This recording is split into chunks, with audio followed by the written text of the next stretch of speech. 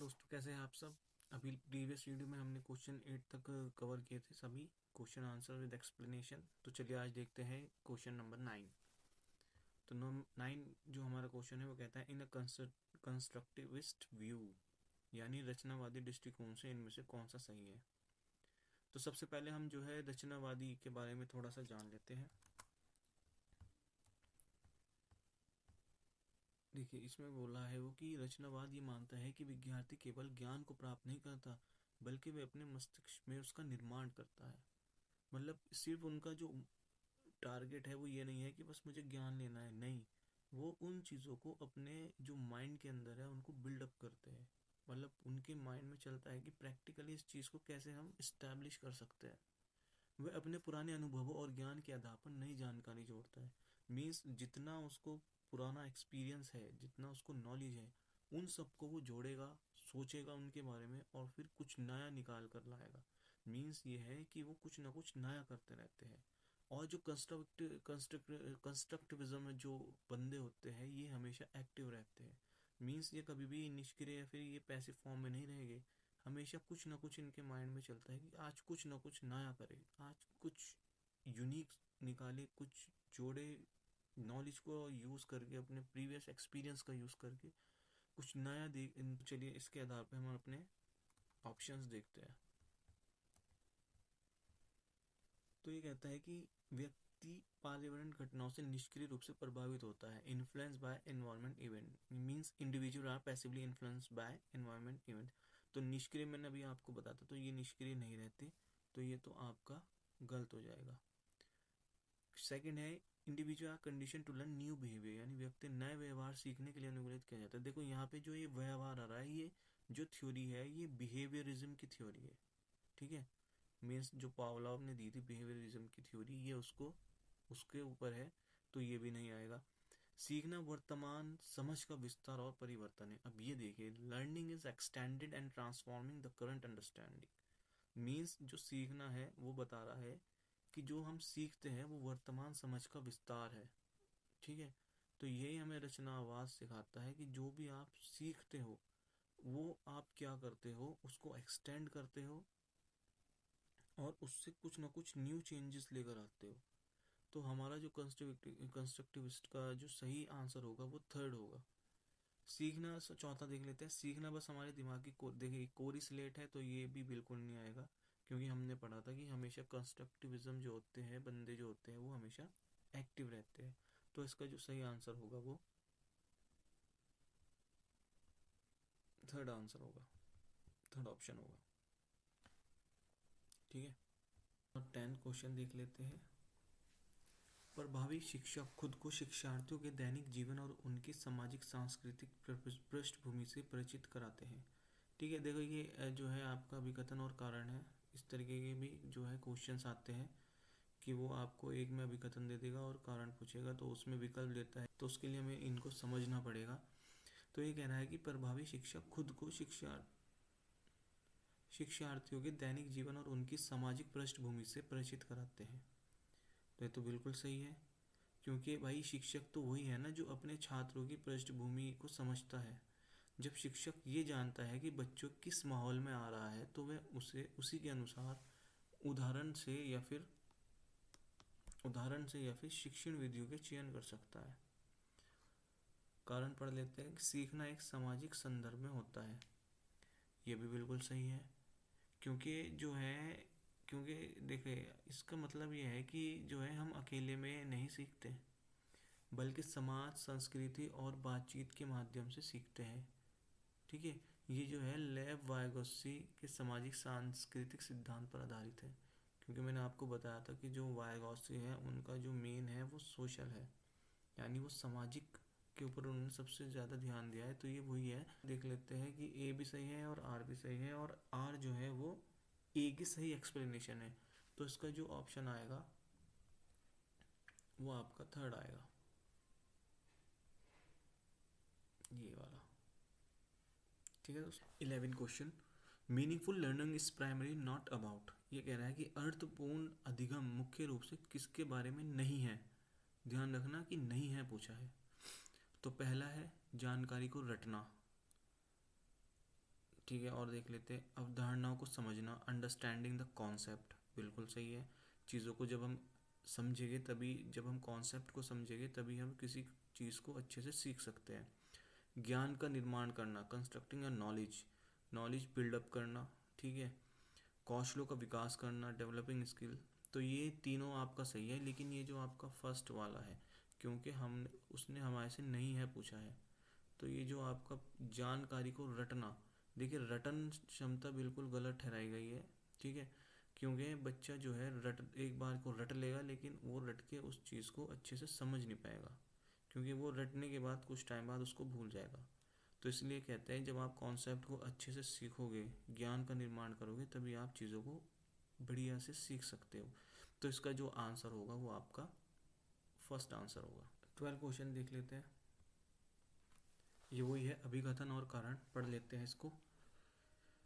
शिक्षिका को अपने कक्षा के लड़कों का खेल में भाग लेने के लिए प्रोत्साहित करना चाहिए। वे लड़कियों को कला अंकरण के कार्य देने चाहिए। मतलब वो बताया कि भाई ये बताओ कि इसमें एक कथन दिया है कि शिक्षिका को क्या करना चाहिए कि बच्चों जो लड़के हैं उनको तो सिर्फ खेलों में भाग लेने चाहिए, और लड़कियों को सिर्फ कला यानी कला या आर्ट्स वगैरह के कार्य देने चाहिए। बच कारण पढ़ लेते हैं। बच्चे मुख्य रूप से अंतर्निहित जैविक भिन्नताओं का कारण जेंडर भूमिकाएं ग्रहण करते हैं, यानी children acquire gender role primarily because of the underlying biological difference. ये देखिए इसमें जो इसने कथन कहा है ना कि एक शिक्षक को जो है कि शिक्षक को कक्षा में लड़कों को खेल में भाग लेना और लड़कियों को सिर्फ कला में, तो ये गलत है। क्योंकि देखो एक शिक्षक को कभी भी लड़कों और लड़कियों के बीच कार्यों का बंटवारा उनके जेंडर के आधार पर नहीं करना चाहिए, क्योंकि ये फिर पता किस में आता है, ये आपका आ जाता है जेंडर स्टीरियोटाइपिंग में, यानी लैंगिक रूढ़िवादिता, और ये उस चीज़ को बढ़ावा देता है जो बिल्कुल गलत है। ये एक प्रगतिशील और समावेशी शिक्षक व देखिए जो एक प्रगतिशील और समावेशी शिक्षक जो हमने अभी पढ़ा था पिछले उस वीडियो में, देखो वो वही होते हैं जहाँ पे सभी छात्रों को उनकी रुचि और क्षमता के आधार पर क्षेत्र में समान अवसर देना चाहिए। भाई लड़कियों को भी खेलों में भी भाग लो और लड़कों को भी कार आर्ट का भी काम सिखाओ। मीन्स जो लड़का कर सकता है वो लड़की भी कर सकती है, और जो लड़की करती है वो लड़के को भी करना चाहिए। मतलब लड़का और लड़की दोनों को हमें इक्वल राइट्स और इक्वल अवसर प्रदान करने चाहिए। कारण में देखते हैं, इन्होंने बोला है कि बच्चे मुख्य रूप से अंतर्निहित जैविक भिन्नताओं के कारण जेंडर भूमिकाएं ग्रहण करते हैं। बिल्कुल नहीं करते, क्योंकि देखो बच्चे जो जेंडर भूमिकाएं मुख्य रूप से जैविक कारणों में नहीं, बल्कि समाजीकरण यानी सोशलाइजेशन को प्रक्रिया से सीखते हैं। समाज, परिवार और संस्कृति बच्चों को बताते हैं कि लड़कों को क्या करना चाहिए और लड़कियों को क्या करना चाहिए। जेंडर एक सामाजिक संरचना है, ना कि जैविक, ठीक है। क्योंकि जब हम समाज में रहते हैं तभी हमें पता लगता है कि भाई हम दूसरे लोगों को, दूसरे बच्चों को देखकर सीखते हैं। जब एक लड़का लड़कों के साथ खेलेगा तो वो उसी तरीके की एक्टिविटी करेगा, जब एक लड़की लड़कियों के साथ खेलेगी तो वो उसी तरीके की एक्टिविटी करेगी। तो मतलब ये चीज़ें तो समाज में ही हो रही है ना, तो ये कोई जैविक भिन्नता तो है नहीं। तो इसी वजह से ये जो है दोनों आपके कथन गलत है, और इसका जो आपका राइट आंसर होगा वो आएगा सेकंड। ए एन आर दोनों गलत है। 13 क्वेश्चन देखते हैं। Kinesthetic learners prefer to learn through, means गति संवेदी शिक्षार्थी डैश के माध्यम से सीखना पसंद करते हैं। अब देखो इसमें गति, नाम से आप देख लो गति आ रहा है, तो गति का मतलब क्या होगा कि भाई मूवमेंट हो जब होगा, ठीक है, जब चलना फिरना होगा, ठीक है, तभी जो है उस तरीके के शिक्षार्थी उस जो है चलते फिरते सीखना पसंद करते हैं। अब इसमें गति आ रही है तो इससे ही समझ जाओ कि चलने फिरने की बात हो रही है। तो फर्स्ट है देखना, तो ये तो इसमें तो कोई मूवमेंट नहीं है। छूने में कोई मूवमेंट नहीं है, सुनने में कोई मूवमेंट नहीं है। तो करने और चलने फिरने में काइनेस्थेटिक यानी गति, तो गति कहाँ से आती है? चलने फिरने से। तो हमारा जो आंसर, जो करेक्ट आंसर है इसमें थर्ड आंसर है, ठीक है। 14 देख लेते हैं। इसमें कहा है कि according to the Howard Gardner while a scientist would exhibit dash intelligence and sculpture would have dash intelligence. Howard Gardner के अनुसार एक वैज्ञानिक डैश बुद्धि का उच्च प्रदर्शन करेगा, जबकि एक मूर्तिकार में बुद्धि की उच्च बुद्धिमत्ता होगी। अब देखो ये आप तभी सही कर पाओगे तब जब आपको हावर्ड गार्डनर के सिद्धांत के बारे में पता होगा। देखो हावर्ड गार्डनर ने जो है 8 सिद्धांत दिए हैं, मैं आपको दिखा देता हूँ। ये देखिए हावर्ड गार्डनर बहुबुद्धि सिद्धांत मल्टीपल इंटेलिजेंस। देखिए इसमें इसने 8 प्रकार की बुद्धि बताई है। सबसे पहले बताई है इसने भाषाई, सेकंड है लॉजिकल मैथमेटिकल, स्पेशल स्थानिक, म्यूजिक, बॉडी काइनेस्थेटिक, इंटरपर्सनल। देखो इंटरपर्सनल और इंट्रापर्सनल, अंतर व्यक्तित्व और अंतः व्यक्तित्व। अंतः का मतलब होता है स्वयं, अंतर होता है दूसरों का। नेचुरलिस्टिक यानी प्रकृतिवादी। अब देखो जो भाषा है यानी लिंग्विस्टिक, भाषा की विशेषता क्या होगी, शब्दों का अच्छा ज्ञान, और वो किस पे होगा, वो कवि, लेखक या वकील पे होगा। लॉजिकल मैथमेटिक्स कौन करेगा, वैज्ञानिक, गणितज्ञ या इंजीनियर। तो यही आप पढ़ लेना इसे अच्छे से, मैंने 8 बता दिए हैं। देखो सेम इसमें हमारा यही पूछा है, हिंदी में देख लो कि वैज्ञानिक क्या करेगा। तो वैज्ञानिक क्या करेगा भाई, वो क्या करेगा, तार्किक और गणितज्ञ करेगा। यहाँ देख लो ये है लॉजिकल मैथमेटिकल यानी तार्किक और गणितज्ञ, और इसके आगे क्या आ रहा है, वैज्ञानिक। तो इसका आंसर क्या हो जाएगा, इसका होगा तार्किक गणितज्ञ। और उसने दूसरे में पूछा है जबकि एक मूर्तिकार क्या करेगा, मूर्तिकार क्या करेगा, गति संवेदी यानी स्पेशियल। तो इसमें ये आ गया तुम्हारा स्पेशियल यानी स्थानिक, और इसके आगे आ गया मूर्तिकार। ठीक है, ये इस तरह पूछ लेगा। देखो यहाँ पे बॉडी काइनेस्थेटिक में भी मूर्तिकार आ रहा है, तो अगर बॉडी काइनेस्थेटिक मिले आपको तो तब, और मूर्तिकार हो तो तब भी आप इस पे करेक्ट मार्क कर सकते हैं। तो ये 8 सिद्धांत है हॉवर्ड गार्डनर के, इनको अच्छे से लर्न करना। ये जो मिडल वाला है इसको आप छोड़ सकते हो, इसका कोई इतना इम्पोर्टेंट नहीं है। लेकिन ये देख लेना कि लॉजिकल मैथमेटिक्स कौन करता है, वो वैज्ञानिक, गणितज्ञ, इंजीनियर करता है। इंटरपर्सनल कौन करता है, एक शिक्षक, नेता या मनोवैज्ञानिक करता है। इंट्रापर्सनल कौन करता है, वो दार्शनिक या आध्यात्मिक गुरु करता है। तो वहाँ पे ऑप्शन में वो आपको एक चीज़ दे देगा, ठीक है, कि ये बताओ भाई साइंटिस्ट क्या करेगा, नीचे आपका जो है ऑप्शन में दे देगा लॉजिकल मैथमेटिकल या 3 और अदर ऑप्शन दे देगा। तो आपको जो करेक्ट होगा वो मार्क करना है, जैसे इसमें इसने दिया है। तो हमारा इसमें जो करेक्ट आंसर जो होगा वो हमारा थर्ड होगा। 3 क्वेश्चन देखिए, inclusion needs to be promoted through, समावेशन को बढ़ावा देने के लिए क्या आवश्यक है। जब भी समावेशन आए तो माइंड में आप अपने एकदम से ले आओ कि वो कक्षा जिसमें सभी प्रकार के बच्चे सम्मिलित हैं, चाहे वो एबिलिटी है उनमें नहीं है, छोटे बड़े सब समान है वहाँ पे किसी जाति का, किसी जो है किसी चीज़ का कोई फ़र्क नहीं पड़ेगा, सब वहाँ पे इक्वल है। अब वो यही कह रहा है कि समावेशन को बढ़ावा देने के लिए क्या चीज़ें चाहिए। देखिए लचीला पाठ्यक्रम यानी फ्लेक्सिबल करिकुलम, यानी आपका जो सिलेबस होना चाहिए वो फ्लेक्सिबल होना चाहिए, कि वो जो एक बच्चा जिसमें कम बुद्धि है उसको भी समझ में आ जाए और जिसमें ज़्यादा बुद्धि है उसको भी समझ में आ जाए। Second cooperative learning, cooperative learning का मतलब जितने भी वहाँ पे बच्चे हैं उसके कक्षा में सब एक दूसरे के साथ मिलकर चीज़ों को सीखें और वो एक दूसरे को सीखने में सहायता करें। ठीक है, सेग्रेशन एंड लेबलिंग, देखो सेग्रेशन एंड लेबलिंग हो गया गलत, क्योंकि पृथ्वीकरण एक समावेशी शिक्षा जहाँ पे सभी बच्चे इक्वल और समान हैं, जहाँ पे हम कॉपरेशन की, जहाँ पे हम फ्लेक्सिबल लचीलेपन की बात कर रहे हैं, वहाँ पे पृथ्वीकरण नहीं चलेगा। पृथ्वीकरण का मतलब हो जाता है अलग थलग कर देना, ठीक है, या किसी को लेबल दे देना, नाम दे देना कि ये अच्छा है, दूसरा उसके मुंह को देखेगा कि भैया ये तो अच्छा है मैं अच्छा नहीं हूँ। तो वहाँ पे आप ऐसे नहीं कर सकते, आप किसी को किसी जो है बच्चे को आप वहाँ पे पृथ्वीकरण यानी अलग थलग नहीं कर सकते। और गम्य इमारत यानी एक्सेसिबिलिटी ऑफ बिल्डिंग, यानी उनके अंदर चीज़ों को बिल्ड करना, एक्सेसिबिलिटी लाना, बिल्डअप करना उनके अधिगम को। जो वो बनेगा इसका एक तो first second and fourth, means इसका जो आंसर है आपका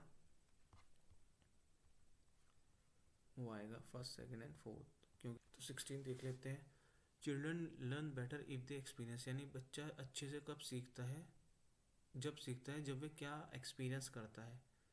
तो ऑप्शन देख लेते हैं, गतिविधि के दौरान निम्न स्तर पर सख्ता, सीखने के लिए मध्यम स्तर पर उत्साह, प्रदर्शन करने के लिए उच्च स्तर पर चिंता, या अधिगम विवशता। तो देखिए इसने कहा है कि भाई इन चारों में से ऑप्शन आपका कौन सा करेक्ट होगा? तो मेरे हिसाब से इसमें सेकंड ऑप्शन होना चाहिए। क्यों? मैं आपको एक्सप्लेन करता हूँ। देखिए, जब जो है, ये मैं आपको बता देता हूँ, ये जो एक थ्योरी थी जिसको दिया था यारकेस डॉटसन ने, आप नाम नोट कर लेना, यारकेस डॉटसन। पूछ सकता है कि भाई ये थ्योरी बताओ किसने दी थी। तो उनके अनुसार जो है, सीखना और प्रदर्शन के लिए मध्यम स्तर की उत्तेजना या तनाव सबसे प्रभावी होता है। मीन्स जो है, जो मध्यम लेवल की उत्तेजना या तनाव होगी वो सबसे ज़्यादा प्रभावी होगी इनके अकॉर्डिंग। ये छात्र को सतर्क, केंद्रित और प्रेरित रखता है। मीन्स ये छात्र को क्या रखता है? एक्टिव रखता है, मोटिवेटेड रखता है। जिज्ञासा और उत्साह, जब बच्चा थोड़ा उत्साहित होता है तो उसका मस्तिष्क जानकारी प्राप्त करने के लिए अधिक सक्रिय होता है। यानी जब बच्चा जो है मीडियम लेवल से उत्साहित होगा तो उसका जो माइंड है ना वो ज़्यादा सक्रिय हो जाएगा। ठीक है, अच्छा मैं देख लेते हैं कि भाई फर्स्ट वाले में क्या है। इसने कहा है कि गतिविधि के दौरान निम्न स्तर की सतर्कता। तो यदि अगर देखो, अगर बच्चा सतर्क नहीं है तो वह ध्यान केंद्रित नहीं कर पाएगा और जानकारी उसके मस्तिष्क में दर्ज नहीं होगी। ठीक है, क्योंकि निम्न स्तर पे बच्चा बोर हो जाता है। थर्ड इसमें है प्रदर्शन करने के लिए उच्च स्तर पर चिंता। तो भाई अगर देखो उच्च स्तर की बात करेंगे तो अत्यधिक चिंता क्या करती है बच्चों को, जो है बच्चे को जो सीखने में होता है ना तो उसमें बाधा डालती है। जब बच्चा डरा हुआ होता है तो उसका दिमाग जो है थोड़ा फ्लाइट मोड पे, यानी घबरा जाता है, उसका दिमाग काम करना बंद कर देता है। ठीक है, जिससे सोचने समझने की शक्ति क्या हो जाती है? कम हो जाती है।